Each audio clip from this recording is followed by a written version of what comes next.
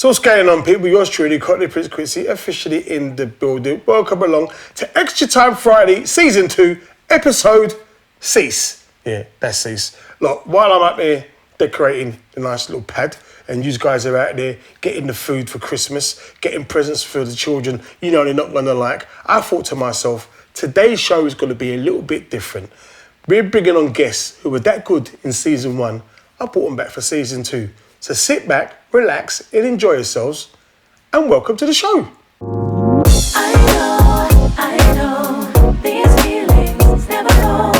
I know, I should let go, baby. I know, these feelings never go. I know, I should let go, baby.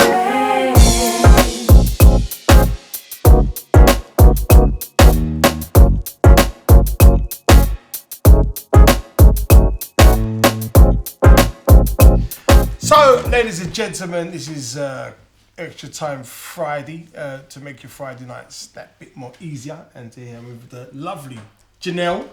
How you doing? Quincy. I'm good, thanks. Do you know what? You're making me proper step up now. Put on a shirt on you today after the last couple of outfits, the last couple of episodes. What's this today? Hashtag Zara. Zara, all right. Hashtag Zara, sponsor a man's show. So, look, we're going to go straight into it today because we have got two magnificent guests appearing on the show today. One is a chocolatier, and one that is a person, once they eat all the chocolates and they fall on the ornaments, has to repair it. So, without any further ado, put your hands together and make some noise. Mr. Paul Gregory in the building.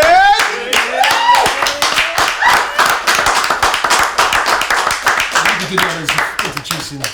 And of course, the man that eats all the chocolates and maybe falls on the ornaments, as Quincy described, is the one and only from the repair shop, Mr. J Blades, everybody. Thank you. So this time around, both of you, we normally we have one guest, one after the other, but I wanted to fuse both of you guys together because not only use both foundations, but I think that the work you both do can help others, so to speak. So first things first, thank you for coming along to the show and taking your busy time out. Jay, repair shop is going well. I've been watching it and the repeats in the mornings.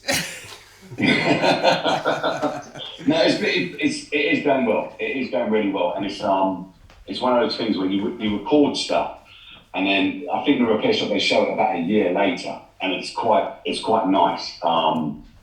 Just to get the feedback. It's a really brilliant show, and it's nice to be part of it. And then I've done Jay's Yorkshire Workshop as well, which is something that's really dear to my heart, which is all about community making and just celebrating the uncelebrated. So it's nice that I'm able to make shows that I really care about, rather than just doing a show to get a paycheck. You know what I mean?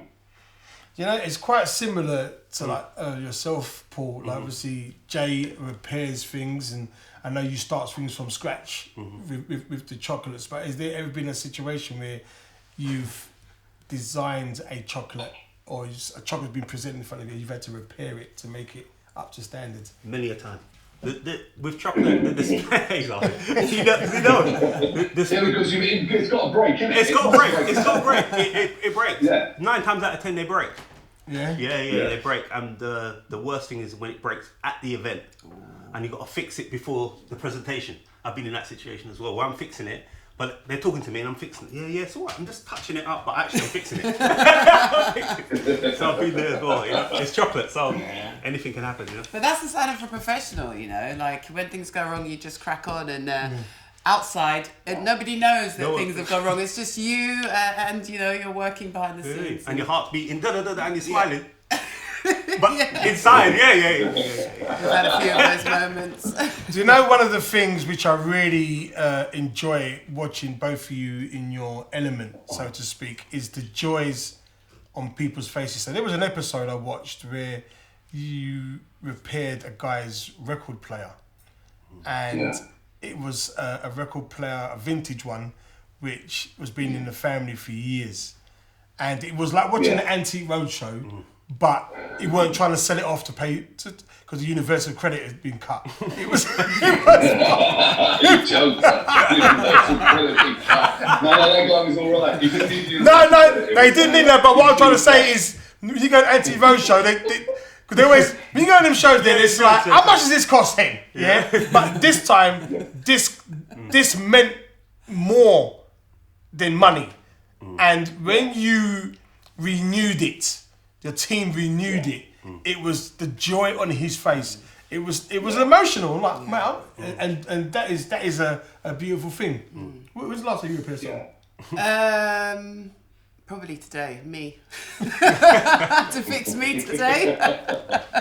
No. But you know what? Back to what you were saying, to your point, Quincy. I mean, I love the repair shop, and so many other people do as well. And I think it's because it's not just about objects that are repaired, but it's all of the emotion, the feeling, the history, the sentimentality that is attached to that object. And you see people get really emotional, and you know, some of the great guys you've got on the show as well who repair stuff, they also share that emotion because they've been able to bring joy back into people's lives. And I think that's really what's so captivating about the show. So we love it. I think when you look at, like, it's like you guys, you're doing filming, so you know, like, behind the scenes takes a little bit longer than it does what you see in the end, because it all gets edited. So when we have someone come in who's brought an item in, it normally takes between an hour and a half to probably 2 hours to get all of the footage. And that's not because we're kind of like repeating. What it is we do it all in one take.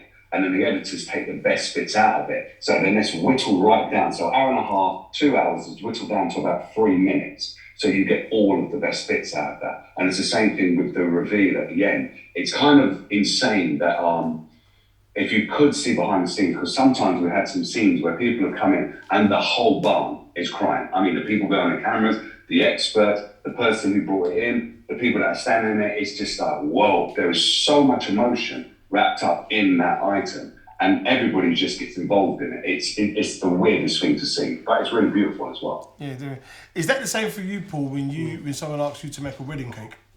Yeah, it's the same thing. They give you the idea of what they want, and you present it on the day and the emotion, because it's not just the actual item that you create. It's linked to the day and linked to the event and linked to everyone that's there. So we try and create a display that everybody can get involved in. So, Jay, are you a chocolate person? Chocolate. Let me tell you something. I was brought up in the 70s, and I love the chocolate. I'm one of them old school kind of guys where I still eat like dib dabs. You know, look at me, I'm acting like a kid now. I'm 51-year-old and I eat dib dab. I sherbet. I love chocolate, and I like the old. I can't trouble the fancy stuff because it's too rich. But give me some of them. I don't know if you remember these. Remember there used to be chocolate tools? You used to get them for like 2p or 3p. I'm showing the age now. And they were my go-to chocolate. And the white mice, come on. Oh, white mice. Oh my day. Oh yeah, that's one of the reasons why Woolworths has gone down, because I used to literally go in there. I wouldn't have got a teeth in, I used to look at the security guard.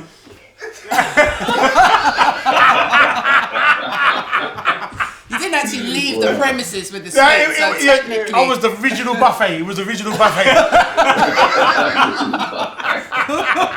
All you can eat, eh? All you can eat. Yes. Pick a mix, boy. It was on point. So Jay, what would you say is you've mentioned the old school sweets, which we all love, and I had a local sweet shop, and the same thing where you go and you get your measures of bonbons or, you know, white mice or tools. But as a chocolate bar, what's your favourite chocolate bar? Wow, I've got too many. I'll tell you the ones that I have the most. We have them at the repair shop, and like I've got this thing where I say, if you're having a meal, you've got to have a pudding after. So even if I'm having breakfast, I've got to have some chocolate. Yeah, it's just the way it goes. Sorry, that's just me. So at the repair shop, they always have for me a Mars bar and a Kit Kat. So one of those I will be having after breakfast. No problem. So sometimes I have 2 Mars bars before we start, and that's normally like 8:30 in the morning. I'm having 2 Mars bars because it's cold in there. 2, because you need to keep your energy up, and 3, because I just love off the chocolate. So that's me. Yeah, yum. When like chocolate bars like Mars bar, Twixies, and as I mentioned, as we've got older, we realise that those chocolates are not really the ideal chocolate as the healthiest. So we try and promote health the best we can. So when you see those chocolates really pushed out there, as a chocolatier, how does it make you feel?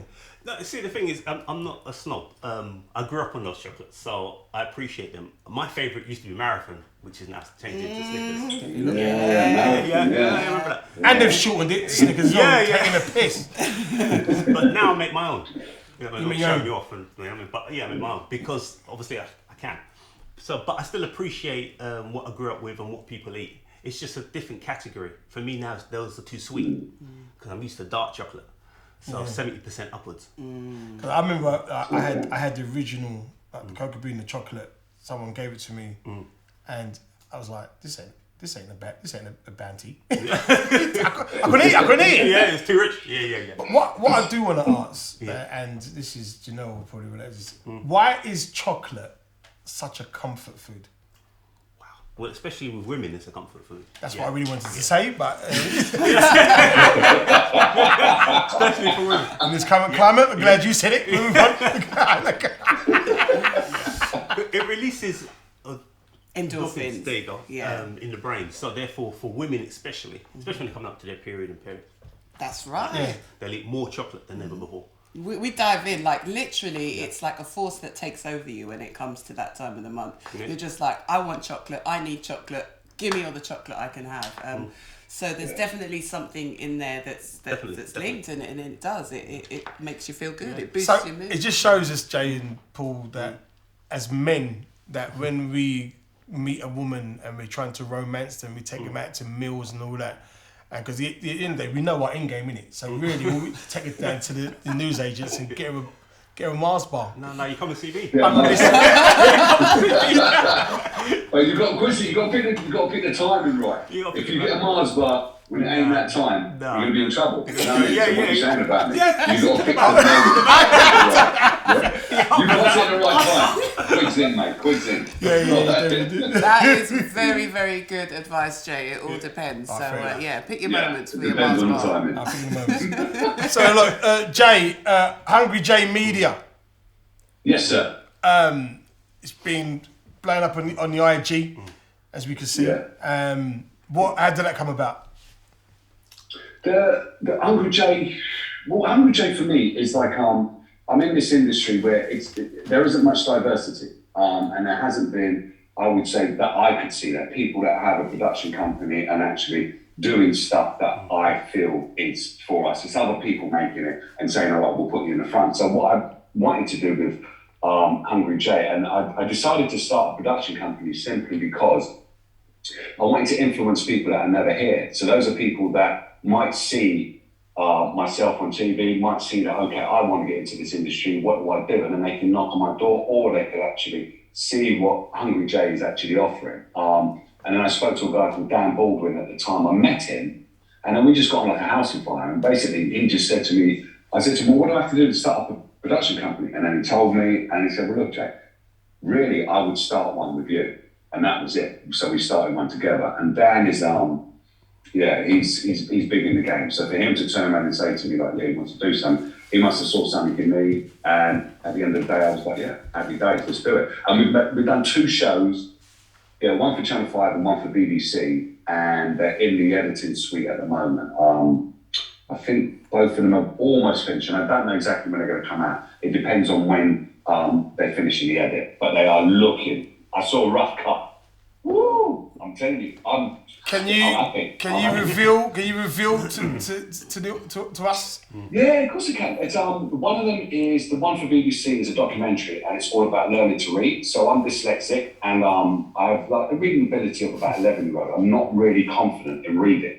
So one of the things I wanted to do with everything I do is influence people I'm never going to meet. So by me showing the audience that I'm embarking on this kind of I thought it was going to be easy learning to read. I thought 6 months, bam, done and dusted. It takes 2 to 3 years to learn it. So it's like hard. So that's the one for BBC. And then the one on Channel 5 is all about the streets where I used to live. So the streets, Hackney, meeting up with some of my old cronies, and then also looking at the history, who was there before me and what's happened in that area. Why have we got council houses where there's a load of Victorian terraced houses? It's like, how does that work out? Then there's just so much that I learned. It's like, I didn't even know Hackney was like that. I found out as well that Hackney wasn't even it wasn't part of London back in the day. It was Middlesex. It was a grazing. Oh, wow. It was like where all the affluent people used to live. Like these big houses used to be. I was like, what? I was just like, damn, mad, absolutely mad. So I got on this massive journey. I think it's 3 episodes, an hour long each. It's going to be on Channel 5. Yeah. Judging by who lives in Hackney right now, I think the ancestors have come back to claim it. It's got Middlesex prices for the houses. Well, it's kind of this whole gentrification thing, isn't it? Which is happening all across London, so-called gentrification. But things, areas and places evolve all the time. But it's great that you've gone back and actually kind of delved beyond your time in Hackney to really understand what Hackney was all about. And so I really look forward to seeing that. When are they going to be aired, did you say? They should be. I think they're trying to get one of them out before Christmas. It might be the documentary, but I'm not sure. But they're looking. I tell you what, I'm over the moon with them. I wish they were showing them tomorrow. So I can just say watch them tomorrow because they look that good. But yeah. And then the other thing, which is very fortunate of me with Hungry J, is I can actually say who I'm going to employ. So for me, having people behind the camera who look like me is even more important than having someone in front of the camera who looks like me. So I've got a female director and also exec and producer, black, that are doing certain things on one production and the same on the other production. It's kind of like, wow. It's nice when you can come into this industry, you can see a problem, you can identify it, and then you can make a change. And that's what I've been fortunate to do. So that's what I'm doing on with Hungry J. Well done, man. Thank you. What about yourself, Paul? Well, it's funny. I just wanted to touch on the dyslexic because I'm dyslexic as well. And this is why I brought you both together because I need to learn. So can you both help me? You don't want to learn from me. I can teach you other stuff, but not the good stuff, not reading. Yeah. So for me, it's an honour to meet somebody that's in the profession that's reached a level and being dyslexic. And every time I meet someone that's dyslexic that's reached a level of expertise, I'm always proud to meet them. So this meeting Jay was fantastic. Thank you, sir. Thank you. No, because sometimes we find when we hide our vulnerabilities, we excel in other areas. Hence why you both are experts in creating stuff, and that's what artists do. I mean, I would say the beautiful thing, I'm not comfortable reading, hence why there's no autocue on this thing. Yeah. not because I can't afford the budget, I'm not on it. No, don't put that. Don't do that. This young lady here is banging, she's banging it, but But you know, I do have a question. So back to the name, Hungry J Media. Yes. I'm sure there's a story behind the name. So would you share that with us? Well, the name, Dan Baldwin's already got a company called Hungry Bear, and he set up another company which is called Hungry Mutt Bear with Michael McIntyre. They have a separate, and they do shows like The Wheel and stuff like that. And then when he set up, or when we set up Hungry J, it was a case of still using that. And I said to him, well, look, I'm hungry for this. I'm hungry to make a change. So it's like Hungry J Media. It just makes perfect sense. It's half of him, it's half of me. He's hungry, I'm Jay, let's get on. And it like, out of the bag, I don't even think the company was 2 months old, and we had our first 2 commissions. It was just like, boom. And it's quite serious to have a documentary that is covering a subject such as dyslexia. And when you look at the statistics, especially within our community, it's kind of rife, and not many people have been addressing it. And for me, as they say, a celebrity or a public figure, to go through that journey, it will then allow people to say, you know what, I'm going to take that step, I'm going to give it a go. Or as Quincy said, don't hide from your vulnerability. Show people and tell them, look, I'm dyslexic, bam, this is it. I can't read, because in this industry, the amount of emails you get, it's insane. You don't need all those emails. Just pick up the phone and talk to someone. Real talk. It's real talk. You literally, you spend half of the time, I mean, since we're doing this production, I'm like... And it's daytime. Yeah. So Paul, Jay's doing great things, and yourself. Since the last time we spoke, you know what I mean. You've done quite a few chocolates for quite a few famous people. You know what I mean. But what's coming up for yourself? Okay. Well, in the process of setting up the kitchen, new Zoom kitchen. So that'll be 24 hours on Zoom, but also a test kitchen. new chocolate. There's a rum company, a distillery that sets this up in Brixton. It's the first ever that I've heard of in London. So we're bringing out some rum chocolates for Christmas, teaming up with them and working with the rum, bringing out a whole selection. That's really interesting. Sorry, I just want to jump in about the rum distillery because I would probably say it's the second in London because I know the first. Yeah, we won't mention any names, but really? That's the first I heard that actually saw. And actually, the first one is started by a black man who was driving cabs and set up his own rum distillery. So he was trying to educate, and then this girl was beef on the program. I never heard of it. When you guys presented their rum to me, I was shocked. I was like, "What in Brixton? Okay, I've got to do something with it. It's just down the road from me, you know." And if there's anybody you would say you would like to do like a model face, I know last time we spoke, you was thinking about doing some faces of chocolates of people. I know I've got a light skin chocolate face. Yeah, your face, of course. Of course, it's your face. It's funny, me. He's trying to see. He's Trying to see, yeah. I've got that Milky Bar vibes cartel face. No, it's funny you just said, because I was just speaking to Jay about that, and it's funny how he's got a program about dyslexia, because we were thinking about doing something similar, and one of the things I wanted to do Jay's face, because he's dyslexic and because he's successful in what he's done. I wanted to create a range of showing people, right, these people are dyslexic, but they're successful in what they do. You up for that, Jay? Yeah, you like I'm up for it. As long as no one's going to eat my face, I don't.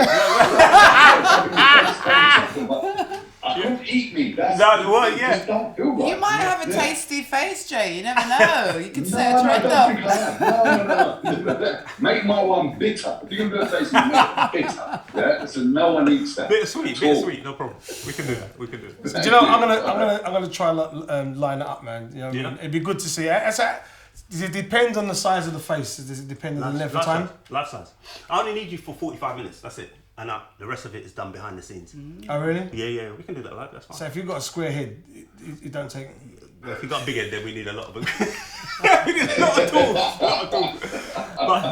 But the actual cast is the same as making like they use for Star Wars or anything like that. I take a cast of your face. Before I used to carve it out from a block, but it doesn't have the same authenticity. It doesn't feel right. It's better I meet you, take a cast of your face. Now, how many people can tell that story that have taken a cast of your face? Anyone can take a picture and carve your face. But how many people are going to meet you and take a cast of your face? That's a whole different ballgame. Well, look, as we're all here, very quickly, I know you've got to go soon, Jay, but and Paul. That's cool. As we're all here and it's being recorded and going out to millions of people, that idea of dyslexic people and successful people and having chocolate faces of them, I think we all should have 25% each. It goes into a program. You know, I done that gag. I was working at the maths in my head. 25. Crazy.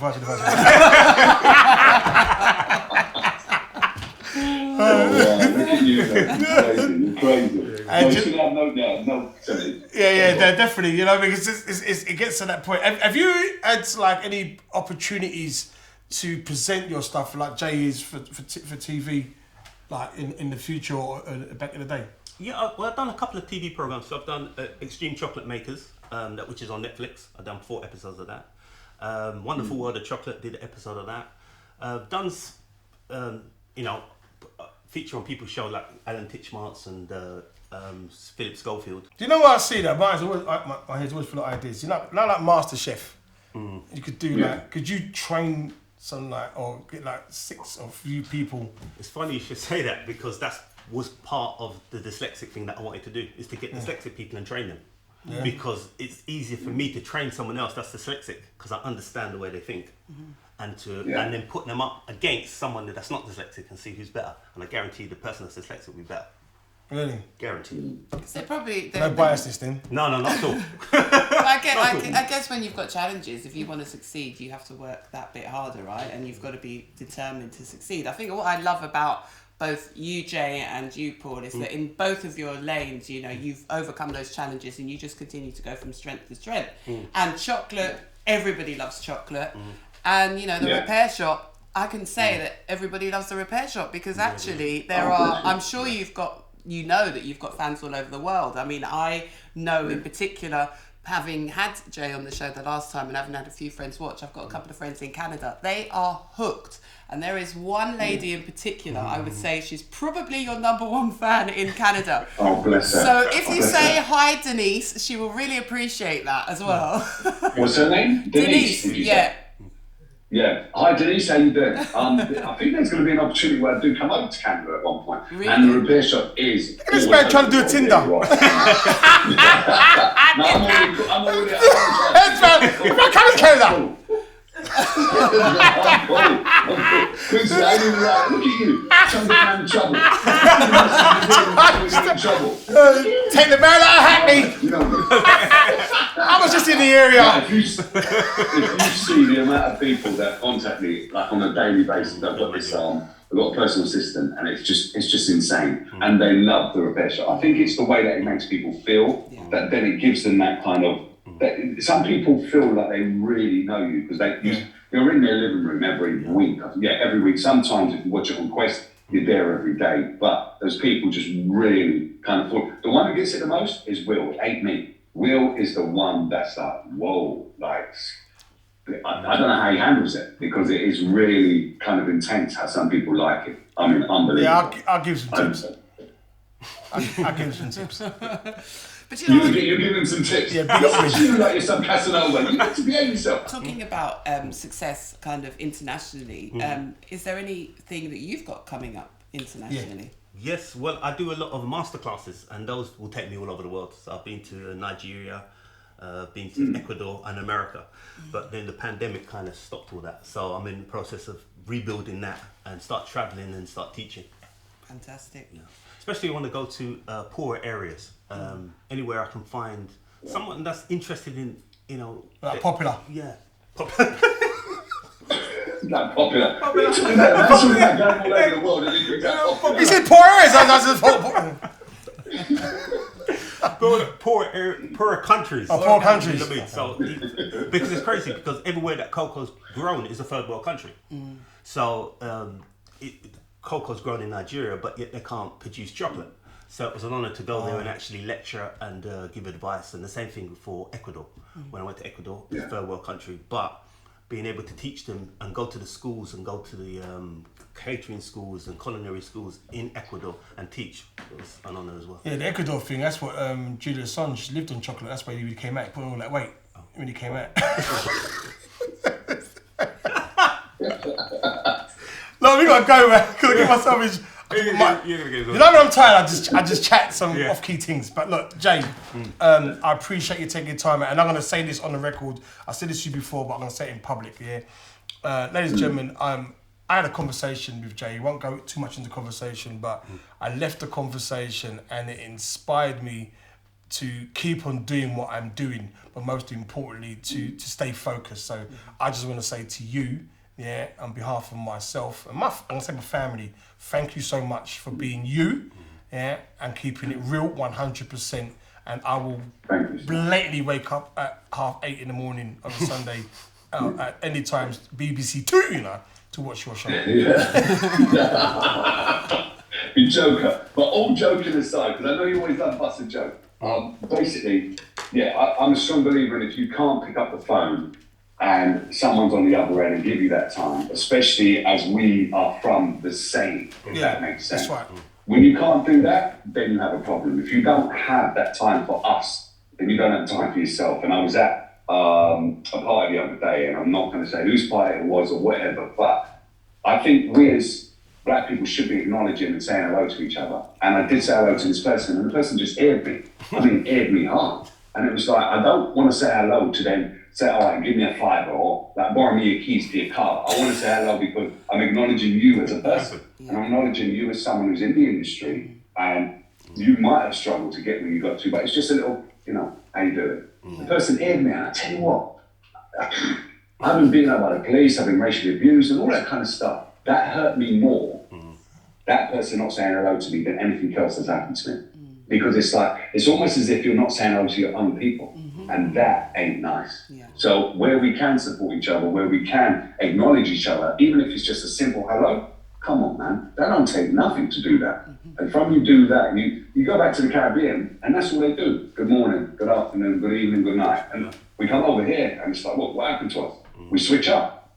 Talk to the people. Someone said hello to you, say hello to you. Sorry, I jumped on my bandwagon there. So No, it's real talk. Paul, last time you was on, I was obviously messing up the chocolate making and stuff like that, but they were nice, right? So, what goodies have you got for us today? Okay, let me show you. So this is my new bag. But this particular box here, this is range 1. Range 1. That I brought for you. Range 1. Yeah, award winning. Every chocolate in the box has won an award. The actual box itself has won 18 awards. Let me show you the chocolate. So, this is... Oh, look at that packaging. Oh, wow. Handmade, hand painted. So, Can you see, Jay? Can you see? I can see that. Listen, you lot are getting me all vexed and hungry and everything now. Because you got Paul on there. Yeah. You know I love chocolate. I'm looking at chocolate from behind the screen. You've got an award-winning box, award-winning chocolate, and I can see them, and I can't taste them. Let me tell you something. I should just end the call now. It's like you are so wicked. It's like the Babe channel, isn't it? I'm sure he can put some in the post for you. I'll send you some. Don't worry, Jay. I'll send I got you covered. I got you covered, man. I got you covered. I'll send you some. Don't worry. Thank you. Thank you. So the real question is, how much? For this, take a guess. You'll be shocked. I would say. Right, because it's you, and I've got... I've seen some of Jay's prices on some of his furniture, which is packed up, by the way. Yeah. I'm going to go 20 quid. Yeah, 20 quid. Spot on. A score? Yeah, I was yeah, going to say Sorry, 25. £20 for the white views. Yeah. That's not bad, you know. That's Very decent. good. Very, very good. Yeah. Because it really should be £25, but we I was found a gonna way say. to reduce our prices. Yeah? Yeah. So £20. Nice. And on that note, ladies and gentlemen, it's been a pleasure to speak to Paul Gregory and Jay Blaze. Let's give him a round of applause, Paul Gregory, Jay Blaze.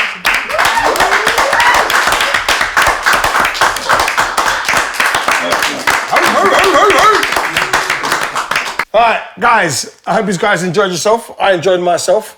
Thank you very much. Remember, like, share, and subscribe. And playing us out at Extra Time Friday, episode 6 is Tashai Makeda and Mr. James Shepherd.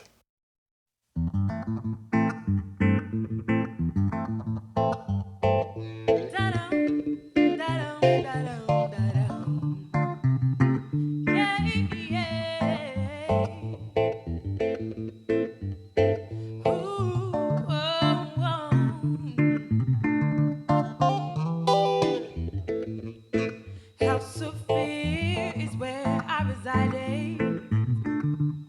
Been conditioned to be for a very, very long time. Comfortable spaces where I roamed, but I knew that was not my home. Said I needed to find my own. So I searched and pursued, and this is what I find. I said your heaven is your state of mind. Your thoughts got to be clear. Your thoughts got to be clear. To stay on track, avoid the fear. But oh my gosh, I got to ground, meditate and pray. Oh my gosh, 'cause I felt like I lost my way. Oh my gosh, she good exercising daily. Oh my gosh, so I can do the most highs works every